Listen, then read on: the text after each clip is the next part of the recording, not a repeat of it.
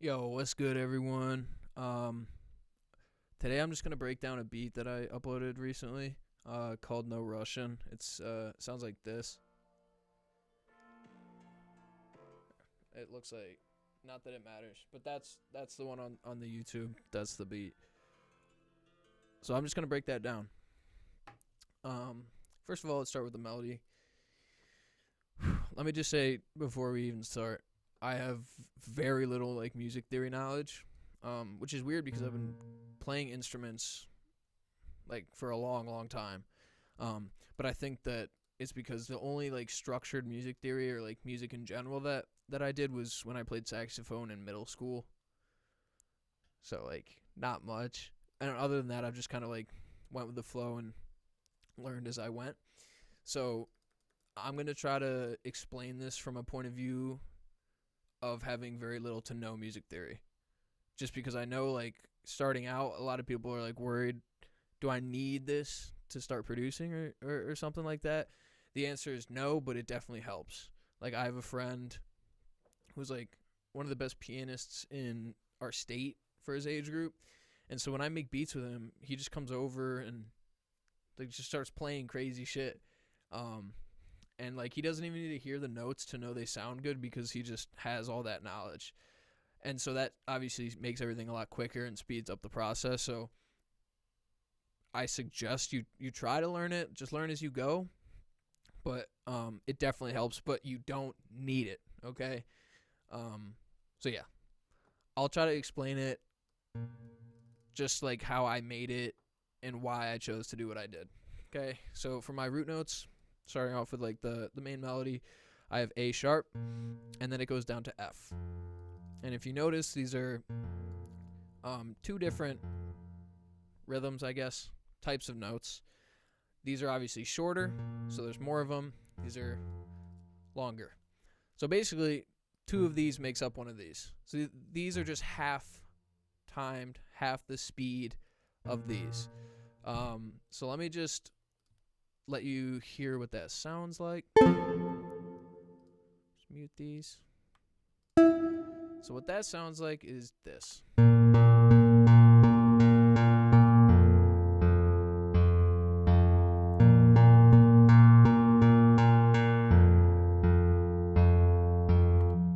Okay, really simple. It just helps add a little variation to the melody. So now, from here, if we know that's the root, I'm just going to take that up an octave, and that will be my, like, starting note for the, melody.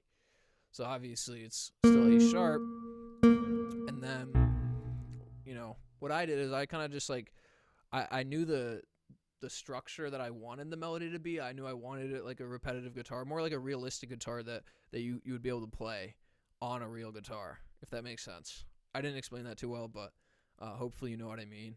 It sounds more natural, like someone's actually playing this rather than being like midied.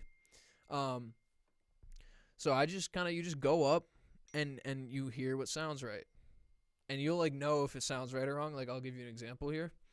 I'll leave these two okay, and then I'll just bring this one up, and you'll hear it kind of sounds not too good, right? But if I bring it down in key, it sounds like this. Right? It sounds a lot better. So it's like, even if you don't know theory, it doesn't matter. You have ears, you'll be able to hear what sounds good and what doesn't. So basically, you just,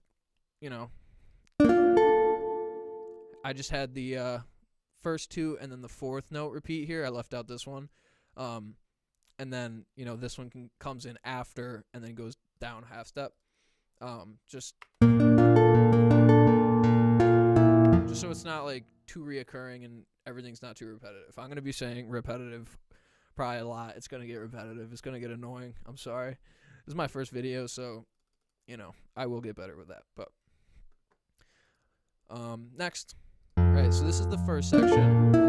A lot of times with melodies, I like to think of like a call response. It's like da-na-na, da-na-na. Right, that would be the call and then the response. So that's kind of what I'm doing here. Very similar here. Right, is this part just a tiny bit of variation. with the last two notes, opposed to going from F to E. It goes from C to E. So it goes down a little more and then back up.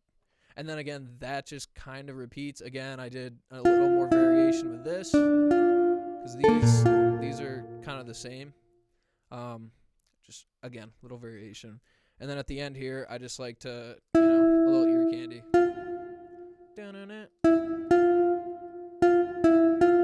Just sounds cool. So I'll just play the whole thing.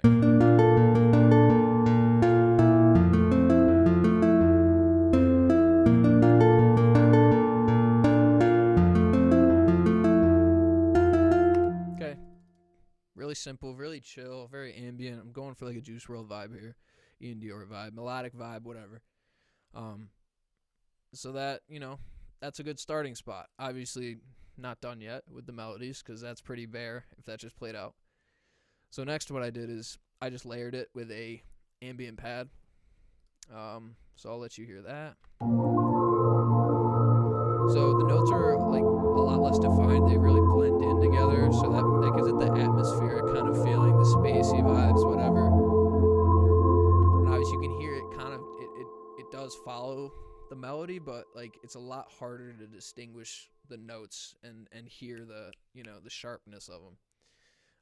So that, it just sounds cool. It just gives it,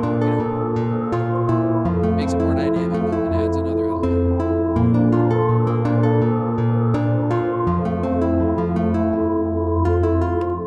Sounds like. Next one. Let me pull this over just so I don't have to move this. So what I did here, these are just literally chords, right? These are chords. You'll tell the bass notes are the same as the main melody. They almost always should be, unless you're trying to go for some funky shit. Try to keep it like that. And then for all these other notes, literally, it's lazy, but it's so easy, and it's always gonna fit because it's the same, in the same key, literally the same notes being played. You'll see like these are literally these, just stretched out, and all starting on the same beat, opposed to arpeggiating. So like it's literally the same throughout, right? And then these are like, these are the same chord, they just have 2 extra notes in them, and I like this because it sounds really similar, but like there's a tiny difference that you can hear. Again, just adding a more dynamic kind of feel to it. But otherwise, nothing special here. I do want to go back for my Logic users to find like this pad and other pads like it. You just go to Sculpture, and then you go up here. Whoops. You go up here, and then you have all these different choices. You have bass pads. A lot of them are like synthesized, but you can find ones that aren't. Actually, a lot aren't. Sorry, I'm thinking of a different thing. So you have a ton of instruments here, and these are stock instruments. Like these aren't from packs. These aren't one shots. These aren't VSTs. Anything like that. This is from Logic. So literally, just go to pads. You'll find ambient pad. That's the one I used. But you have so much other things. You have like the main melody, the guitar. I used the nylon finger guitar. I'm using all stock stuff other than drums, and the keys. But yeah. So that's how you get that pad. So those are, one last thing, the counter melody. Counter melodies I always do in a higher pitch just so it stands out, because you have the main melody sits in the mid range with the frequencies, and then obviously the pad kind of fills a little bit of the low end, but mainly the low end is for the kick and the 808. So you wanna kind of EQ the low ends out of your melodies. That way it doesn't get all muddy and sound like trash. So that's, again, I don't have to worry about that with my counter because it's in a higher octave, and it's like the highest frequency other than the hi-hats and maybe the clap. But instrument-wise, melody-wise, it's going to be the highest. Don't really need to mess with the EQ too much. So this is my counter melody.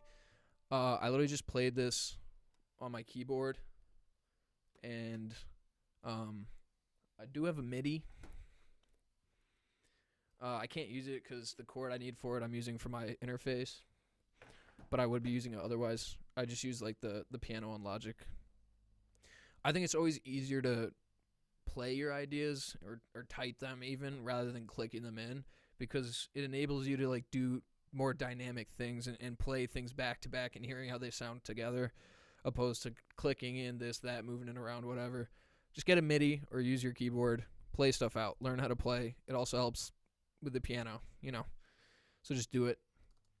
So yeah, this is just something I typed in. Again, it's going to be in key, obviously, otherwise it would sound really bad. But yeah, this is that.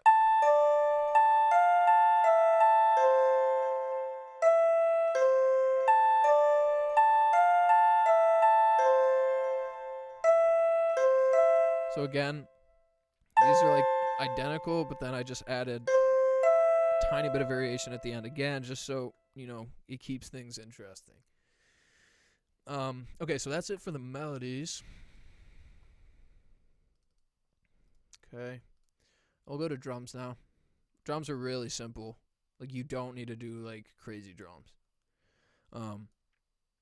If you'll see, my hi-hats are 2 different colors. That's because I have my velocities mapped to colors. So obviously these are different velocities. And I do this because it makes it sound like a little bit more of a shaker. And it gives it just like, again, a more dynamic vibe. And you don't have to do this. I just like doing this. So this is what the hi-hats sound like. So you can kind of hear it. It's like, right. And literally, like, I have 3 rolls in 8 bars. So you don't need, like, crazy complicated stuff. Of course you can, but if you go crazy with your hi-hats, then you got to be a little more simple with your 808s and other, perks or whatever else. Because then it's just, like, chaos. And you don't want that. You just want to clean drums. So, again, the hi-hat's super simple. Just a couple rolls and different velocities. That's it. Next, you got the clap. This clap I chose was kind of more like, it's more like a snap mixed with a rim shot. That's kind of what I think it sounds like. Usually I use like more of like a straight clap sound, but I was just trying to like experiment and do something new. It gets old doing the same thing, using the same sounds over and over. So, try something new. You never know, you might find your new favorite thing. So, give it a go. Claps, really just basic clap. Okay, and then next I got kicks. It's named snare, but I was looking for a snare in a kit, and I found this kick instead, so I just put it in there. I forgot to rename it. But yeah, so this is what the kick sounds like with the clap.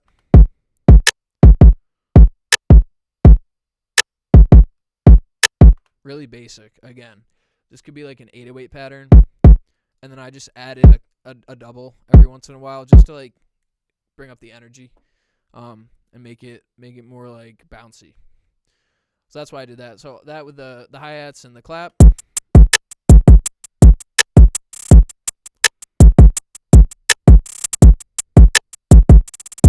Right, pretty cool. Next we got the perk snare, whatever you want to call it. I don't even know, like, I guess this is more of a snare, but yeah. For this, kind of changed my mind a few times, and I just ended up with this pattern. This just is kind of like a hesitation / like not trap snare in the sense of like I'm making a trap beat, but more of like you think this is gonna happen, but really I don't really know how to explain this, but it just comes right before, and then the second one is layered on the clap, so it kind of gives a different sound when the snares come in. Again, just adding more variation. Sorry.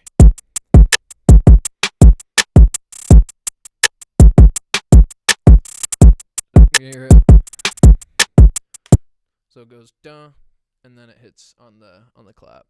Last for the drums, got the 808. So the 808, usually what I do is I make the 808 first, and then I make the kicks, and I either just layer the kicks on the 808, or add one or two here or there extra. This time I made the kicks first, and so for the 808 I wanted it to be pretty simple. I wanted the kicks to be like the main punch in the song, and then the 808's just like as a bass support, and just like adding little like that grimy thing, the griminess of an 808, if that makes sense. So here's what the 808 sounds like. Again, really basic pattern because I'm just trying to have it support the kicks.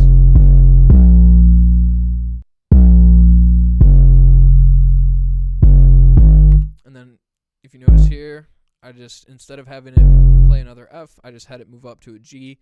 And that's because it sounds cool when it loops, because it sounds like it's stepping up. Here. See what I mean?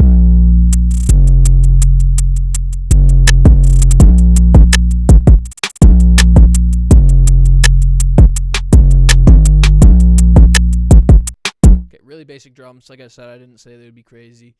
You don't need them to be crazy, especially if you're making like a more chill, I don't want to say laid back, but like not intending to be like a hard beat, a hard trap beat, you know what I mean? So yeah, you don't, obviously you can go overboard, you can do whatever you want. I, at least for this beat, just decided not to. Talk about this. This is just a reversed hi-hat. I took like some of the rolls, bounced it out, and then reversed it.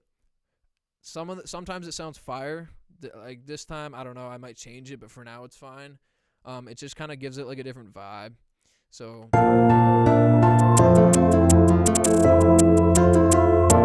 hear the difference. Obviously it's reversed, but hopefully you can hear the difference. And then this was kind of like a fake drop. Again, building up to the real drop, but still fake.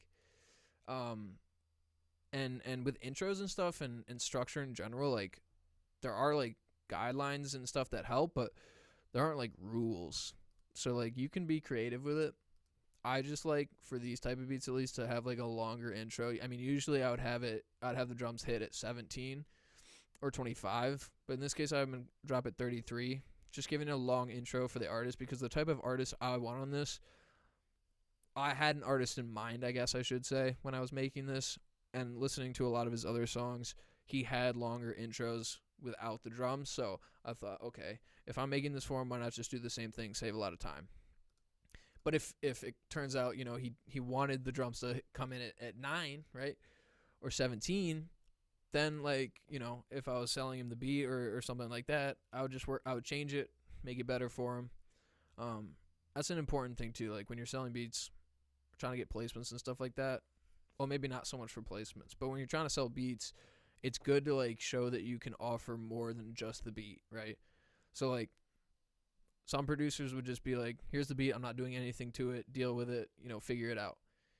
Yeah, okay, you can do that. But like at the same time, that artist probably won't come back to him if he's not willing to, you know, talk things out and make certain changes. If you're willing and open to say, hey, let me know what you want changed, I'll do it, send it back to you. Again, if there's anything new, let me know, I'll do it, whatever. Go back and forth, figure it out. Make sure they're happy with what they get, because at the end of the day, it's your name on it, right? It's your reputation, all that.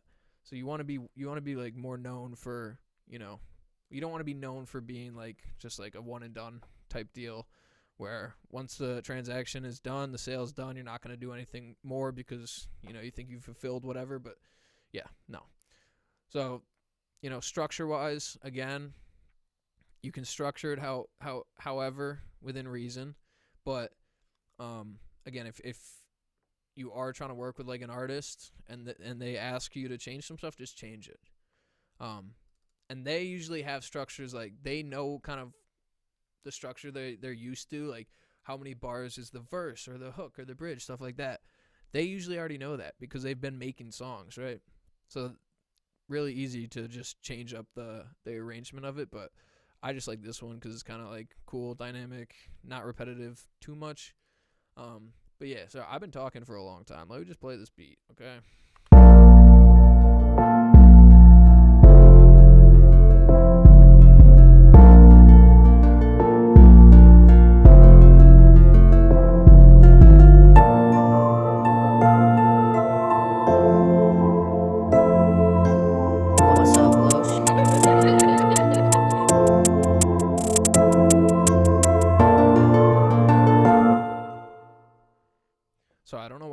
this whole beat. It's literally on the YouTube.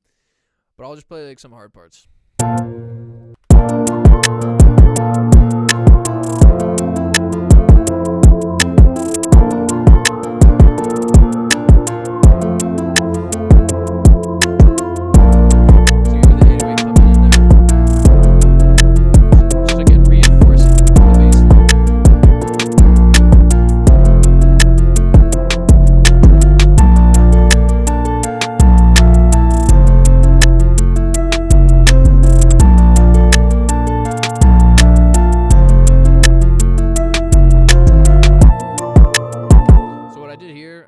Seems very self-explanatory. I just cut the main melody because I feel like I don't want it playing throughout the whole beat. I want to give some of the other instruments, more space. So for this one, it was literally just the counter melody and the atmospheric pad layer, and that's like all the instrument sounds that aren't drums that are playing. And then again, 8 bars later, we'll have it come back, drop the counter melody. You do it how you want to do it. I'm just trying to explain how I do it and why I do it this way. I know right here I have all 4 layered, and you can do that, and that's fine. And again, here I have it. But I have it like this just because it's like building up, right? It's kind of setting an expectation of what it's going to be, and they're kind of filling in for the drums that aren't there. So that's why these are all 4 here stacked. But as you can see through the rest until right here, I don't like to stack them all at once. You'll have 3 maximum, sometimes 2, rarely 1, because, I don't want it to sound like not full at all. But yeah, that's why I have it like this. And then last thing is, for the end of my beats, like, I like to have like just 2 instruments. And again, this is just the ambient pad with the chords. That's all this is right here. And I like doing this right at the end because I'll have all the drums come back in except for the snare, and it just sounds fire. Ready? Yeah.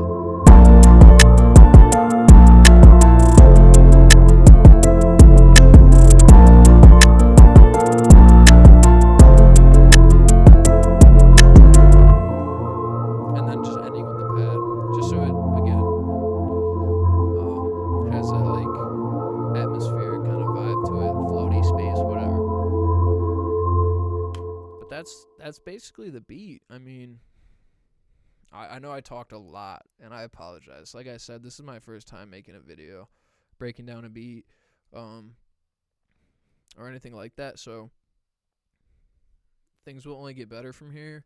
But I hope you enjoyed this. I hope, I had some tips that may have helped. But